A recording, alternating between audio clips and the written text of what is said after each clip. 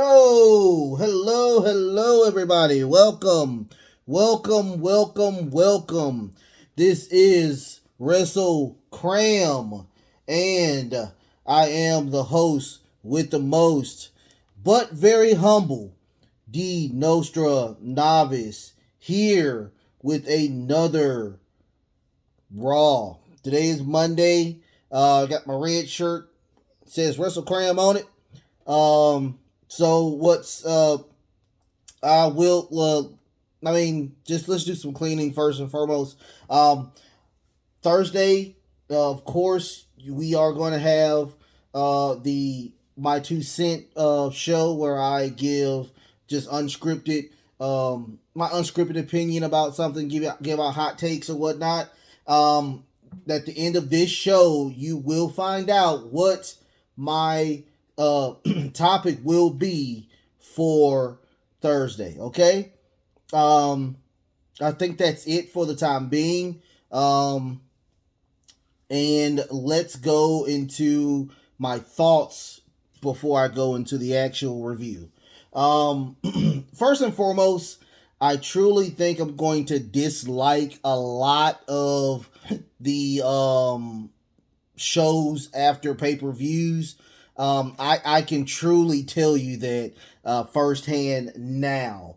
It is. I mean, I can I can count and see. I think the only it was two matches that were okay.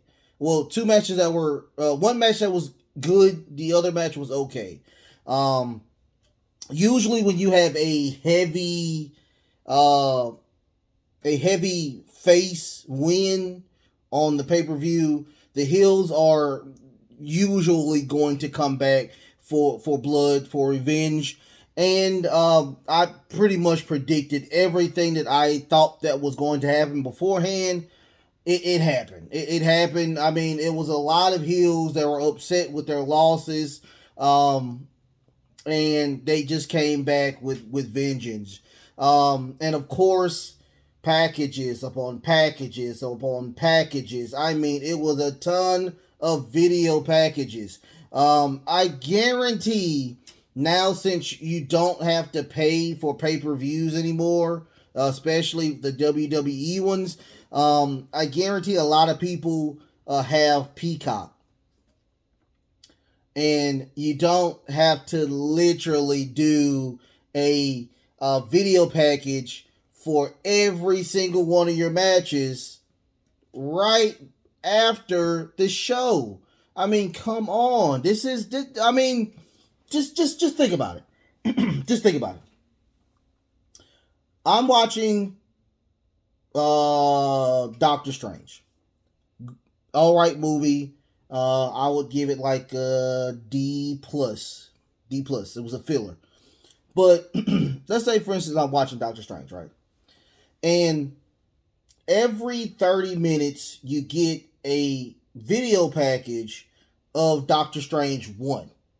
Now, if truly, if you are a fan of the MCU or any movie that you like, and you went and you will go see the sequel,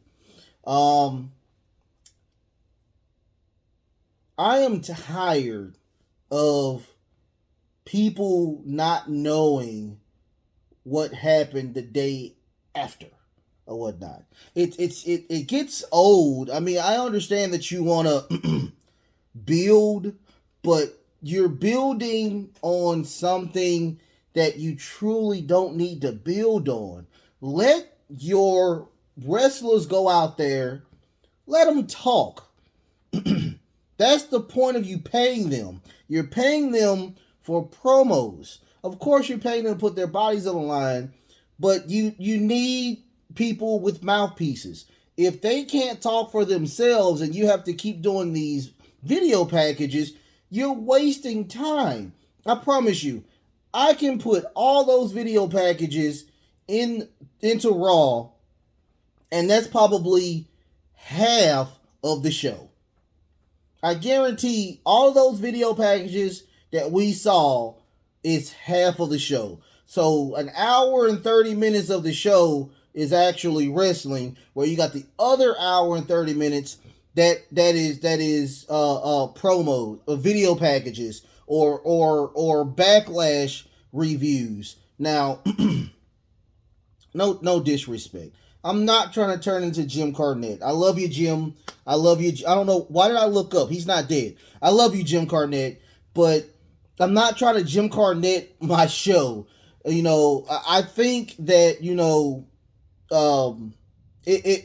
tell more stories in the ring, and that's just my opinion. And I think a lot of other people believe that, but that's just truly my opinion. You tell more stories inside of the ring, and when you have these video packages, and if you've been watching my shows from beginning, I am not a big fan of the video packages that you're going to bring up in the next week. I guarantee what we saw, we're going to see next Monday. Like, you keep adding on to the videos. You don't have to do that or whatnot. These people came to a show, and most of what they're doing is they're looking at the teleprompter.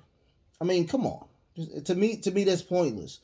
WWE need to do better with their video packages. I mean, no disrespect. They just need to do better with their video packages. So, first and foremost, we get, of course, a video package from Backlash about the main event, which I thought was a pretty decent match. It was a 6-man tag. So they had that video package, and they showed that Roman and the Bloodline was the victors or whatnot. So outcome, RK Bro, they hit a promo. Okay, their promo said exactly what should have, like, the video package we should have got. RK Bro came out and said exactly what the video package did. So you're just hurting yourself. You're shooting yourself in the foot 2 times or whatnot. So I'm sorry. You're gonna see the dimples. You're gonna see the dimples today. It's just, man. It's just, you don't have to do these things. So RK Bro comes out, and now they want the unification title match or whatnot. At first, Roman wanted it, and the Usos wanted it. Now RK Bro are like, hey, we want that match. So what we're going to do is we're going to go into SmackDown. We're going to force the tribal chief, which is Roman, to okay this match for the unification titles. I mean, right then and there, boom, straight to the point. Loved it.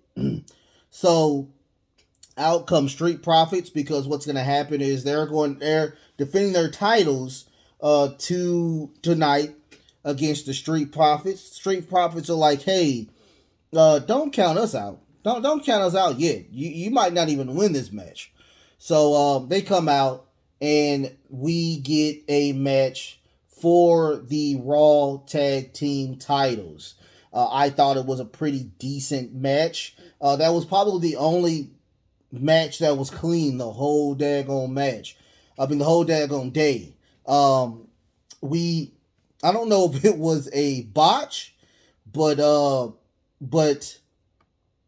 Riddle jumps out of the ring and does like a little tilt-a-whirl, and he falls on Randy Orton. I was thinking he was going to try to get on Montez, but he jumps on Randy Orton.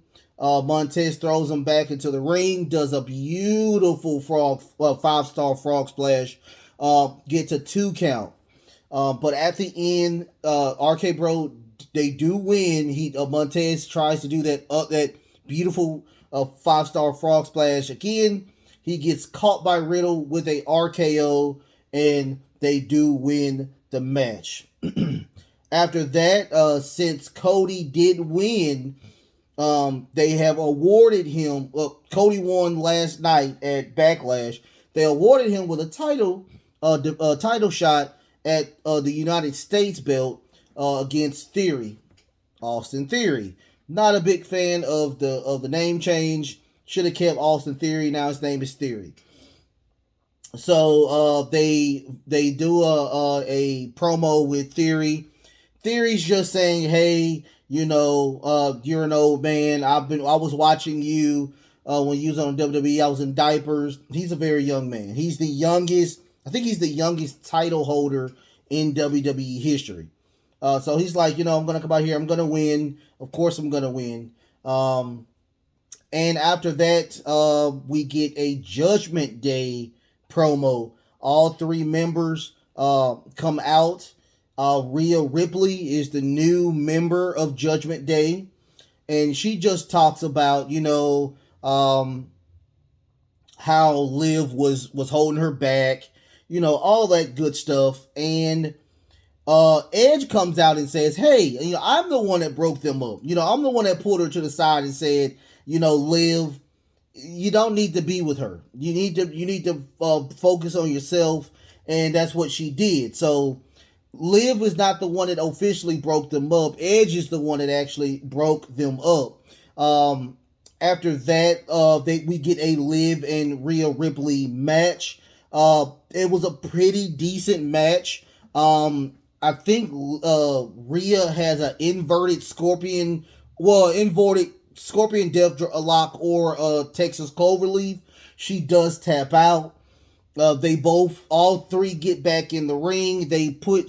After she taps out, she puts that Texas Cloverleaf on her again, and she's continuously tapping out. And Asia's just tapping the ring or whatnot, trying to just add salt to the wound. So after that match, we get a Damien Priest versus Finn Balor match. It was a really decent match until Edge comes in and spears Finn Balor.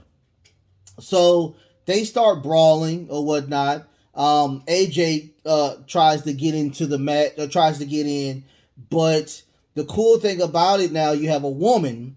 So they don't do the man hitting women on the show. So every time he tried to attack, Ripley would get in the way. I guarantee what's gonna happen at Hell in a Cell is they're gonna have a triple threat intergender match for at Hell in a Cell. I guarantee that's what's gonna happen. After that, we get a Omas Bobby Lashley video package about, of course, Backlash. I mean, just wasn't a big fan of it.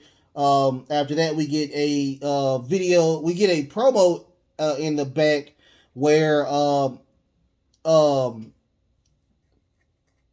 I'm sorry, y'all.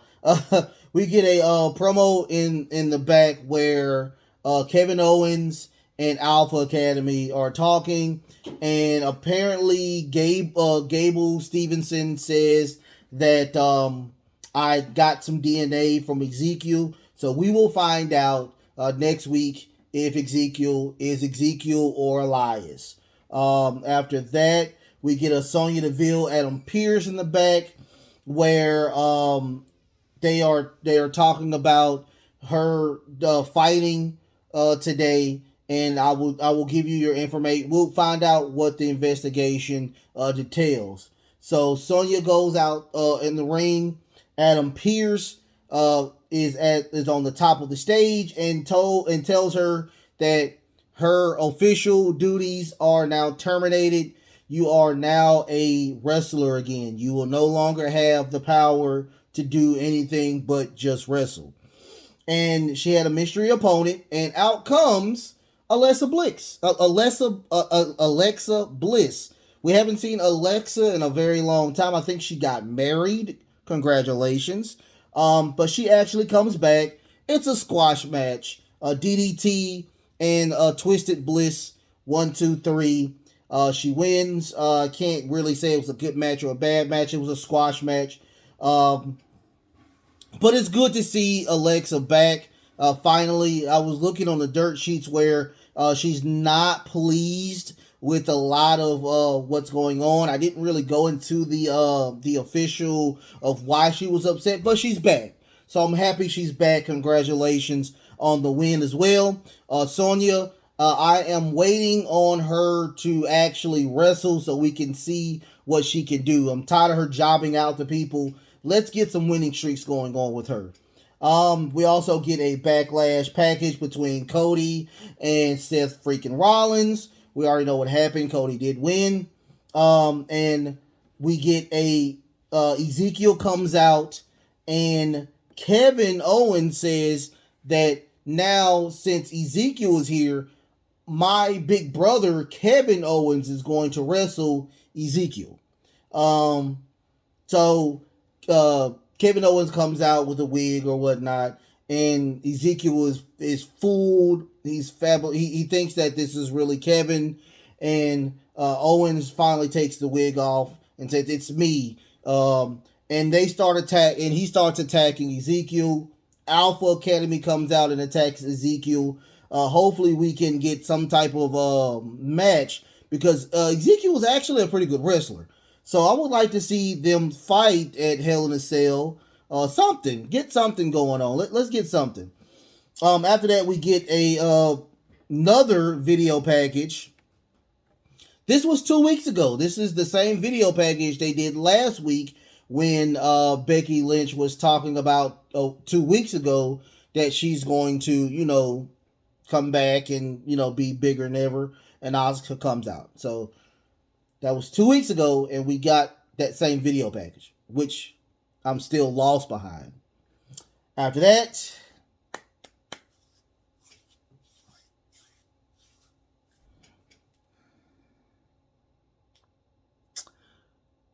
we get another Veer match. So Veer comes out. We get a jobber named Frank Loman this go around.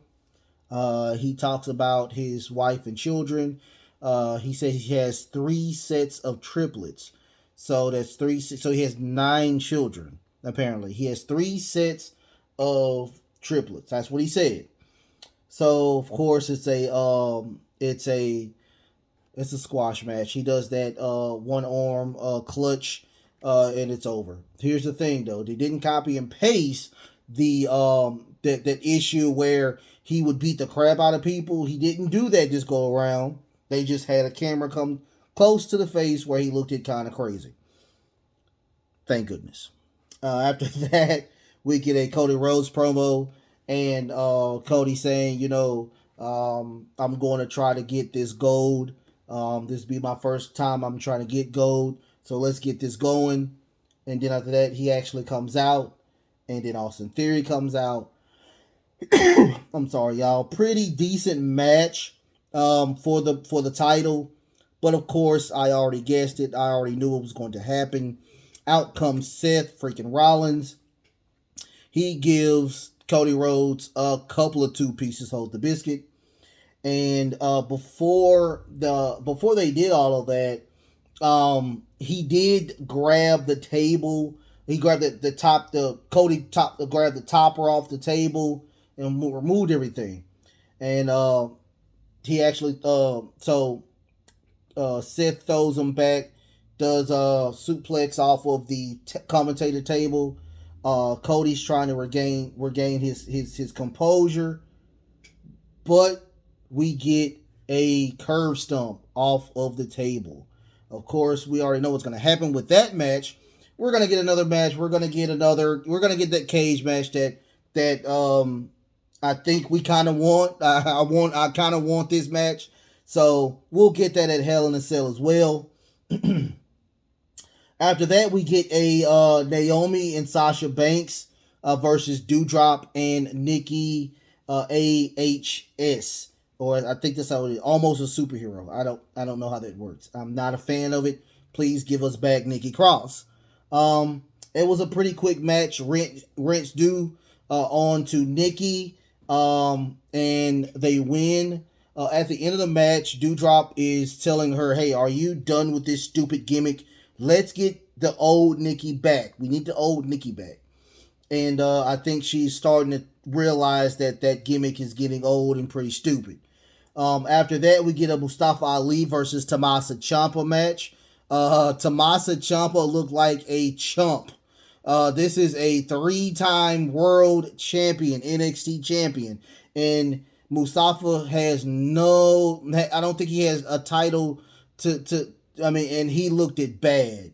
What happened is the Miz, Austin Theory, got with Vince McMahon, and they gave him a match with Tamasa Champa, who have been attacking him for the past 2 weeks. So, but the Miz is going to be the guest referee. So, what happens is that it's a lot of gimmicks where, Mustafa's getting the best of him, and he's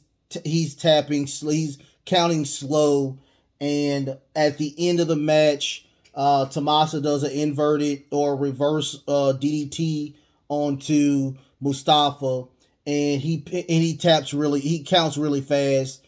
Tommaso Ciampa wins. Hopefully we get something that consists of Mustafa and the Miz. Hopefully we'll get something on the pay-per-view at Hell in a Cell. Probably a pre-show. But I mean, I like the story. I will say that I do like the story between the Miz and Mustafa. That's a good person to get him back in the ring with, to get some of that ring rust off of him. So hopefully we'll get, something along the lines of him actually fighting the Miz and eventually getting to Austin Theory. Like I said, I'm a huge Mustafa fan. I hate that, he needs to slow down on the flippity floppity, because, the WWE is not a aerial style group. I kind of wish he waited his contract out, and he went to AEW or New Japan. It would have been a little better for him, but we got what we got, and I can't wait to see. Hopefully, Mustafa and The Miz finally get that match where there's no interference, and they just fight. So after that, we get another. I thought we were done with this Lacey Evans package. This is the same package they showed on Friday, which was the last. That was the last one, I think. So she did that again, and I'm not, just like I said, I'm not mad at the story. It's just, a lot of people have issues in their lives, and this is a soap opera, so you don't have to put. I'm not a big fan of that. That's all I can say. I'm happy Lacey is overcame everything, and I respect her for her overcoming it, but I'm not a fan of it. Now other people might be fans of it. I'm not a fan of it or whatnot, and I'm happy. Just like I said, I'm happy that she overcame it. After that, Bobby is incredibly pissed, and he is saying, next week I want Omas by myself in a steel cage. Of course, MVP's can't be in the ring with him. So and they did announce that we will get a steel cage match, main event. That should be the main event of next Monday. Omas versus Bobby Lashley. I'm hoping that this is the rubber match. This is the ending of this storyline. I need Bobby to be back on the title chase to bring that belt back to Raw, because they're not gonna make one belt. It's gonna be one belt on Raw, one belt on SmackDown. After that, we get a Dana Brooke and Tamina want to divorce both Tozawa and Reggie. So the storyline is where Dana fakes that they're going on a date, and Ron Killings or R-Truth gives Reggie the paper of the divorce summons. And he was about to give Tozawa's his, but he threw the flowers at him and ran. Tamina tell him, well, he wasn't officially summoned. I need you to go give it to him. So he ran, and that was the end of that storyline. I am tired of it. I am so tired of it. The main event was Asuka versus Bianca Belair, and this was a title opportunity match. So if Asuka would have won today, she would have gotten a title opportunity along the way. Out comes Becky Lynch. She's still kind of upset about what Asuka did to her earlier tonight. She called her a baby, and started win, all that. So she was upset behind that pretty much the entire night. So we got a quarter of a match, and Becky Lynch interferes, throws Bianca into the steel steps, goes in the ring, does a nice manhandle slam or rock bottom onto Asuka to leave, fades to black. Once again, I will tell you that was not it wasn't the best. It was not the best at all. Goodness gracious. Man. I'm truly not a fan of most faces winning in the pay-per-views, because we get these uneven things where heels come back and try to dominate, and it's going to lead toward this pay-per-view, which I'm going to dread watching, because it looks like it's going to be a copy and paste type situation. Hopefully it's not. Hopefully I can look at SmackDown and we can see something that is progressed on. But other than that, goodness gracious, it wasn't the best. It was not the best. If you're listening to me, trust me, you don't need to watch any part of Raw to this Monday. I'm telling you, watch me. I told you exactly what the issue was. So I'm done with that. I'm going to give you my topic, where I'm going to tell you about on Thursday. Heels. Matter of fact, let's go deeper. Monster heels. The ones that are like 6 foot tall or really, really big. Why I think that is truly a waste of time. Stay tuned. Thursday, I will let you know that. Also, I have what's coming up next? Oh, we got an AEW Dynamite. That's going to be Wednesday. So, be prepared for that. And after that, I will give you my 2 cents on why Monster Heels, the Monster Heels are a waste of time. Until then, love, peace, and of course, wrestling.